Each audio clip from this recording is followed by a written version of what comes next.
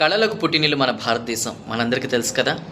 అయితే ఈరోజు నేను చెప్తున్నటువంటి టాపిక్ ఏంటంటే, జనరల్గా ఎవరైనా సరే మనం చేతులతో డ్రాయింగ్, కాళ్ళతో కూడా డ్రాయింగ్ వేస్తూ ఉంటాం, పెయింటింగ్ వేసిన వాళ్ళని చూస్తూ ఉంటాం. మీరు ఎప్పుడైనా డాన్స్ చేస్తున్న పాదాలతోనే డ్రాయింగ్ చేయడం చూసారా? ఒక ఆర్ట్ని గీయడం చూసారా?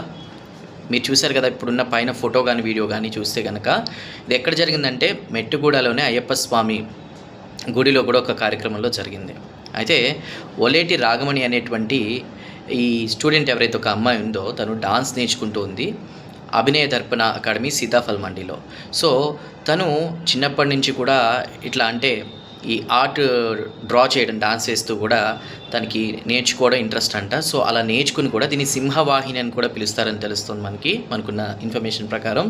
సో అయ్యప్ప పడి పూజ కార్యక్రమం అక్కడ జరిగినటువంటి కార్యక్రమంలో కూడా ఈ కళను ప్రదర్శించడం జరిగింది. నిజంగా భారతదేశంలో మనకు తెలియనటువంటి ఎన్నో వింతలు విడ్డూరాలు ఉన్నాయి కదా, అందున నాట్యంలో కూడా.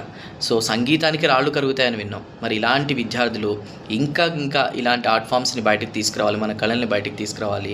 భగవంతుడు వాళ్ళని, ఎందుకంటే చాలా ఇలాంటి టాలెంట్ బయటకు వస్తేనే ఇంకా మన భారతదేశం ఇంకా కళలకు ఎలాంటివి ఉన్నాయి అవన్నీ కూడా ప్రస్తుతం అంతరించిపోతున్నాయి, అవన్నీ కూడా బయటకు వస్తున్నాయి. కాబట్టి నిజంగా ఈ విద్యార్థికి శుభాకాంక్షలు చెప్తామా?